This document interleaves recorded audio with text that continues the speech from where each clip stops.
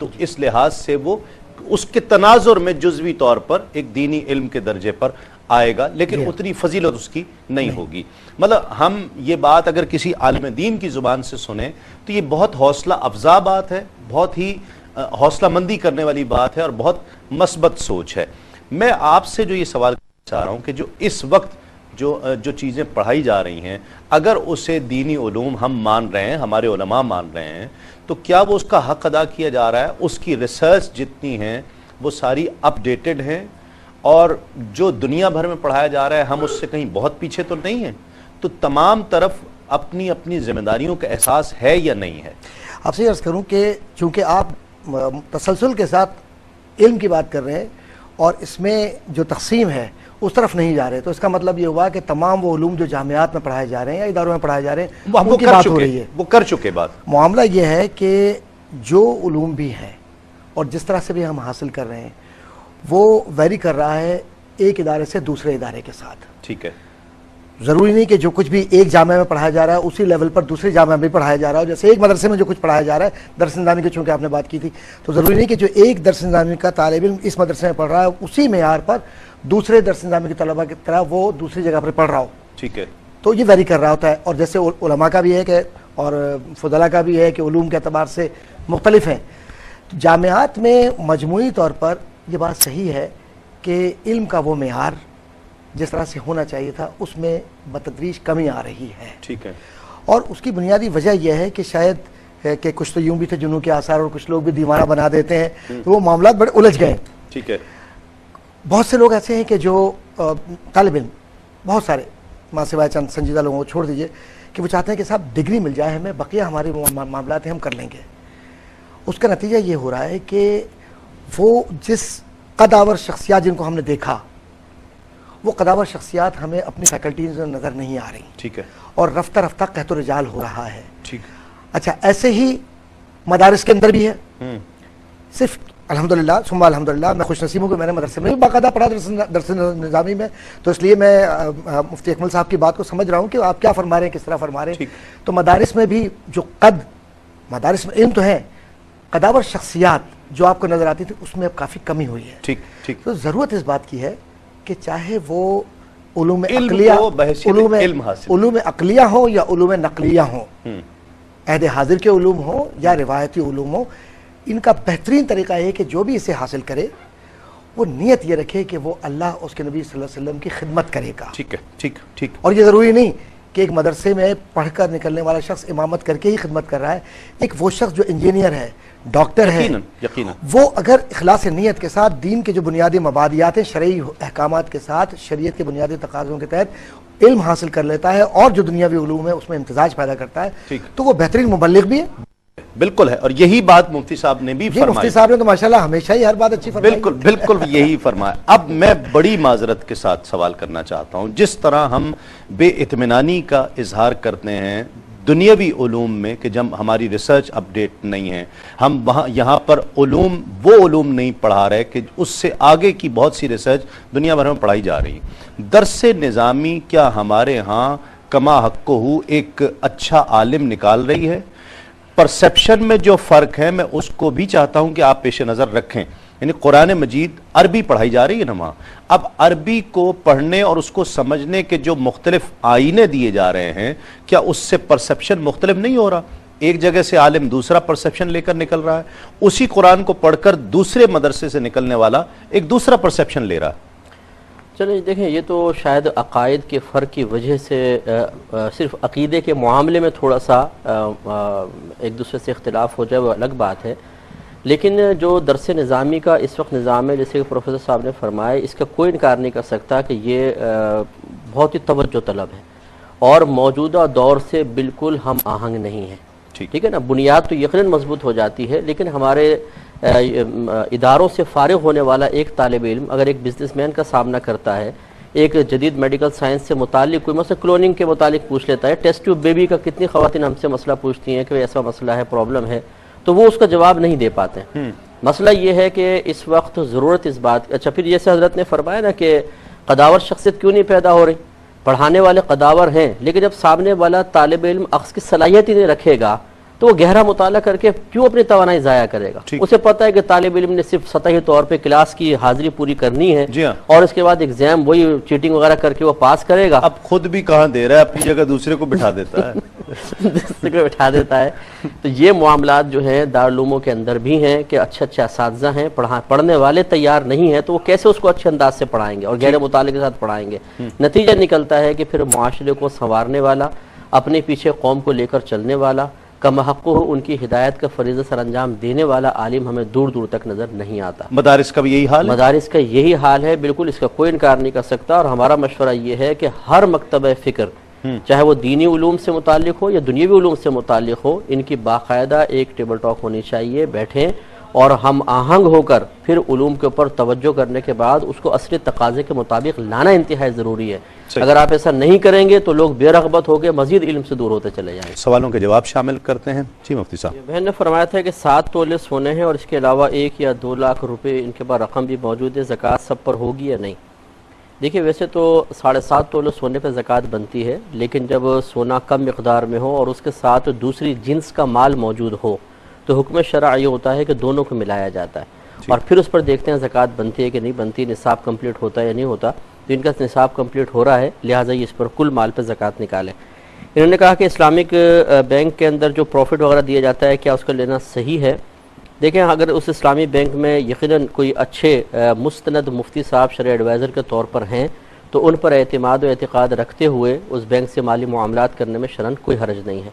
عوام کے لیے عوام کو اتنا ہی مکلف بنایا گیا فَاسْأَلُوا أَهْلَ الذِّكْرِ إِن كُنتُمْ لَا تَعْلَمُونَ، اگر تم نہیں جانتے تو اہل علم سے سوال کرو. اب اگر خدا نہ خواستہ اس میں کوئی اونچ نیچ ہے بھی تو اس کا جواب دے، وہ مفتی صاحب ہیں، وہ میدان معاشر میں خود جواب دیں گے. عوام کے لیے اجازت ہے. یہ بھائی نے فرمایا کہ اگر کسی کو ہم نے قرض دیا اور وہ واپس نہ کرے تو کیا کریں؟ دیکھیں اس میں 2 صورتیں ہیں. اگر آپ طاقت سے وہ قرضہ وصول کر سکتے ہیں، اور انہوں نے یہ بھی کہا کہ وہ دینے پہ قادر بھی ہے لیکن دے نہیں رہا، تو اگر طاقت سے آپ لے سکتے ہیں تو بالکل آپ زبردستی بھی اس سے لے سکتے ہیں. حتیٰ کہ فقہاء نے فرمایا کہ کوئی چیز اس سے چھین کر اس چیز کو بیچ کر اپنا قرضہ وصول کر سکتے ہوں تو یہ بھی شرعاً جائز ہے. اور اگر نہیں کر سکتے تو پھر صبر ہے، آپ صبر کرتے رہیں. اس میں یہ ضرور ہے، حدیث پاک میں آیا کہ جو شخص کسی کو قرضہ دے اور سامنے والا قرض میں دیر کر رہا ہو تو اس کو اتنی رقم صدقہ کرنے کا ثواب ملتا رہتا ہے. تو روزانہ آپ کو ثواب تو مل رہا ہے، آپ صبر کریں اور اللہ تعالیٰ اس کے دل میں رحم ڈال دے. انہوں نے فرمایا کہ جب ہم نعت پڑھتے ہیں تو نبی کریم صلی اللہ علیہ وسلم کا جب نام اقدس لیا جاتا ہے تو کیا درود شریف پڑھنا واجب؟ دیکھیں نام ذکر کرنے پر درود پڑھنا واجب نہیں ہے، یہ سننے کے اوپر نبی کریم صلی اللہ علیہ وسلم نے وعید بیان فرمایا کہ جس کے سامنے میرا ذکر کیا گیا اور پھر وہ مجھ پر درود شریف نہ پڑھے تو وہ بخیل ہے. تو اس کا مطلب یہ ہوا کہ نعت خواں جو پڑھ رہا ہے تو وہ بیچ میں اس پہ درود شریف پڑھنا واجب نہیں ہے. سننے والے کے لیے بھی حکم یہ ہوتا ہے کہ جب پہلی مرتبہ ذکر سرکار صلی اللہ علیہ وسلم سنے گا تو درود شریف پڑھنا واجب ہے. اس کے بعد جتنی مرتبہ ذکر ہوگا درود شریف پڑھنا مستحب ہوگا. تو لہٰذا یہ بلا تکلف پڑھے، اس میں کوئی حرج نہیں ہے. بھائی نے فرمایا کہ ان کو کچھ پیشاب کا پرابلم ہے تو یہ سحری کرنے کے بعد اگر فوری طور پہ فجر پڑھ لیں تو کوئی حرج تو نہیں ہے. غالباً یہ پوچھنا چاہتے ہیں کہ جماعت میں دیر ہوتی ہے تو کیا میں گھر پہ پڑھ سکتا ہوں کہ نہیں؟ تو ان کے ساتھ چونکہ یہ عذر ہے بالکل یہ گھر پہ پڑھ سکتے ہیں اور جماعت میں شرکت کرنا ان کے لیے لازم نہیں ہوگا. لیکن انہوں نے کہا کہ اگر ایک شخص قرض دینے کا ارادہ تو رکھتا ہے لیکن وہ دے نہیں پا رہا تو کیا ہوگا؟ دیکھیے مسئلہ یہ ہے کہ دل میں ارادہ رکھیں، اللہ تبارک و تعالیٰ آپ کی نیت کے حال کو بہتر جانتا ہے. نبی کریم صلی اللہ علیہ وسلم نے ارشاد فرمایا کہ جس پہ قرضہ ہو اور اس کو دینے کا ارادہ رکھتا ہو تو اللہ تبارک و تعالیٰ غیب سے اس کے لیے ادائیگی کے اسباب پیدا فرما دے گا. تو انشاءاللہ ان کے اسباب ضرور بن جائیں گے. ٹھیک، کلام شامل کرتے ہیں. حافظ محمد علی سہروردی ہمارے ساتھ تشریف فرما ہیں. بسم اللہ.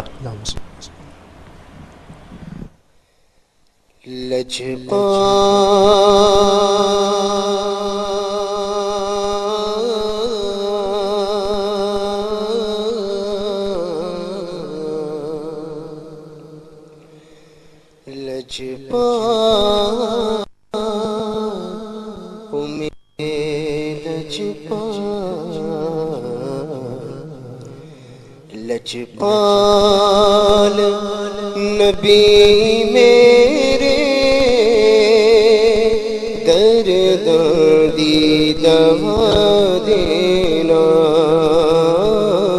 لجپال نبی میرے درد دی دوا دینا. لجپال نبی میرے دردوں دی دوا دینا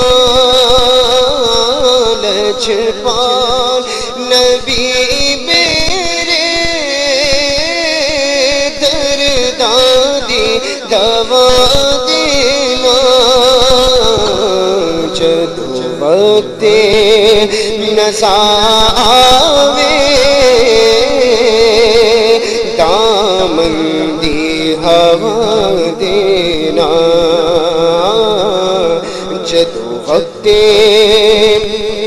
نسا آوے دامن دی ہوا دینا. سوالوں کے جواب شامل کرتے ہیں. جی مفتی صاحب. بھائی نے فرمایا اگر کوئی زوجہ کو کہے کہ غصے کی حالت میں کہ میرا تم سے کوئی تعلق نہیں یا تو میری طرف سے آزاد ہو تو کیا حکم ہوگا؟ دیکھیے یہ باب طلاق میں کنایہ الفاظ کہلاتے ہیں، یعنی جن کو طلاق کے لیے خاص طور پہ مقرر نہیں کیا گیا. اس قسم کے الفاظ میں نیت شوہر کا دخل ہوتا ہے. اگر وہ طلاق کی نیت سے کہے گا تو طلاق واقع ہوگی، ورنہ نہیں. مزید تفصیل ہے لیکن قلت وقت کی بنا پر اتنا کم از کم سمجھ لیں. بھائی نے فرمایا کہ انہوں نے کسی کو رقم بطور قرض دی ہے، اس پہ زکوٰۃ بنے گی کہ نہیں بنے گی؟ اگر وہ نصاب کے برابر رقم پہنچتی ہے یا ان کے پاس مزید رقم ہے اس کے ساتھ مل کر نصاب کے برابر پہنچتی ہے اور جس کو قرضہ دیا ہے وہ قرض کا اقرار بھی کر رہا ہو، انکار نہ کر رہا ہو، تو سال بسال اس پہ زکوٰۃ بنتی رہے گی، لیکن ادائیگی اس وقت واجب ہوگی جب وہ قرضہ آپ کے ہاتھ میں واپس آ جائے گا، تب ادا کیجیے گا. ٹھیک. ایک انہوں نے کہا کچھ رقم رکھی ہوئی ہے اس پہ سال نہیں گزرا اور گاڑی کے لیے رکھی ہوئی ہے، کیا اس پہ زکوٰۃ بنے گی کہ نہیں؟ دیکھیے مسئلہ یہ ہے کہ گاڑی ویسے تو حاجت اصلیہ میں آتی ہے، سواری حاجت اصلیہ میں ہے، لیکن ابھی یہ غالباً پیسہ جمع کر رہے ہیں، تو اگر اس پہ سال اس رقم پہ نہیں گزرا لیکن اور مال پر زکوٰۃ کا سال شروع ہو چکا ہے، تو جب اس پر سال تمام ہوگا تو یہ درمیان میں ملنے والی رقم تمام اسی میں شمار کی جاتی ہے، اس پر بھی پھر زکوٰۃ بنے گی. اور اگر دیگر پہلے مال نصاب کا سال شروع نہیں ہوا تو پھر اس کے اوپر ابھی زکوٰۃ نہیں بنے گی کیونکہ سال پورا نہیں ہوا. انہوں نے پوچھا جنگ بدر کے جو قیدی تھے کفار، نبی کریم صلی اللہ علیہ وسلم نے ان کے کفارے کے لیے مسلمانوں کو علم سکھانا ان کے لیے لازم قرار دیا تھا کہ تم کفارے کے طور پہ اس کو سکھا سکتے ہیں تو آزاد ہو جائیں گے. تو یہ پوچھ رہے ہیں کہ علم دینی تھا یا دنیاوی؟ دنیاوی علوم تھے. یقینی سی بات ہے کہ وہ کافر سے دینی علم کا تو کوئی تصور ہی نہیں ہے، اس سے بلکہ یہ تائید حاصل ہوتی ہے کہ نبی کریم صلی اللہ علیہ وسلم نے بھی دنیاوی علوم کو ایک خاص حد تک ضرور امپورٹنس دی ہے اور اس کو ہمیں بھی سمجھنا چاہیے. یہ کہتے ہیں کہ کس کو زکوٰۃ دے سکتے ہیں؟ رشتہ داروں میں کچھ ذکر کیے، میں اصول عرض کر دیتا ہوں کہ جن کی نسل سے آپ ہیں انہیں نہیں دے سکتے، ماں باپ، دادا دادی، نانا نانی. جو آپ کی نسل سے ہیں انہیں نہیں دے سکتے، بیٹا بیٹی، پوتا پوتی، نواسا نواسی. شوہر بیوی کو، بیوی شوہر کو نہیں دے سکتا، سید کو نہیں دے سکتے، مالک نصاب کو نہیں دے سکتے. اس کے علاوہ جتنے بھی رشتہ دار ہیں سب کو دے سکتے ہیں. انہوں نے کہا کہ نبی کریم صلی اللہ علیہ وسلم کی وصال مبارکہ کے بعد کیا جنازے میں خلفائے راشدین شریک ہوئے تھے؟ تو بالکل سب کے سب شریک ہوئے تھے. اس میں دو روایتیں، ایک روایت کے مطابق جنازہ ہوا ہی نہیں تھا، بس سب آ کے درود شریف پڑھتے رہے تھے اور اسی طرح بس سرکار کو دفنا دیا گیا تھا. اور دوسرا یہ ہے کہ باقاعدہ ابوبکر صدیق رضی اللہ تعالی عنہ نے امامت فرمائی تھی اور جنازے کی نماز ہوئی تھی. مدارج النبوت دونوں روایات ہیں. کعبے کے غلاف کے بارے میں کہا کہ یہ کیا نبی کریم صلی اللہ علیہ وسلم نے اس کا حکم دیا تھا؟ باقاعدہ اس کا حکم نہیں ہے، بعد میں تعظیم کعبہ کی غرض سے یہ باقاعدہ رسم قائم ہوئی اور اس میں شرعاً کوئی حرج نہیں ہے. میں بچی نے سوال کیا تھا کہ یہ 4 سال پہلے اذان کے دوران کسی نے کھاتا پیتا رہا اور اس طرح روزہ ٹوٹ گیا تو اس پہ کفارہ ہے یا قضا ہے؟ اس پہ صرف قضا ہوگی، کفارہ نہیں ہوگا کیونکہ اس میں جنایت کامل نہیں ہے. ایک انہوں نے کہا کہ میاں بیوی اگر کھانا، یہ کہتے ہیں شوہر میرے کھانا پانی کرتے رہتے ہیں، روزہ نہیں رکھتے ہیں، میں کیا کروں؟ دیکھیں آپ کا کام ہے اس کو پہلے پیار محبت سے سمجھانا. اگر شوہر نہیں مان رہے تو صرف دل میں برا جاننا، اس کے بعد آپ بری الذمہ ہیں. شوہر کے اندر کچھ خامیاں ہیں تو کچھ اچھائیاں بھی ہوں گی، اچھائیوں پہ نگاہ رکھیں، خامیوں پہ نگاہ ضرور رکھیں لیکن صرف اصلاح کی غرض سے. اور یہ اصول بنا کر رکھیے کہ ایک شخص کے عمل اگر برا عمل ہے تو عمل سے نفرت رکھیں، شخصیت سے نہیں. ٹھیک ہے. اور آخری یہ بہن نے فرمایا تھا کہ 7.5 تولہ سونا ہے اور تنخواہ 20 لاکھ روپے انہوں نے ایک پلاٹ لے کے رکھا ہوا، بک نہیں رہا تو زکوٰۃ کس طریقے سے ادا کریں؟ دیکھیں اگر وہ تجارت کی غرض سے رکھا ہوا ہے تو اس پہ علیحدہ زکوٰۃ بنے گی اور سونے پہ تو زکوٰۃ بنے گی. 7.5 تولہ سونا ہے تو اگر کیش وغیرہ نہیں ہے تو سونا بیچ کر پھر یہ زکوٰۃ کو ادا کریں، سونا فوراً بک جائے گا.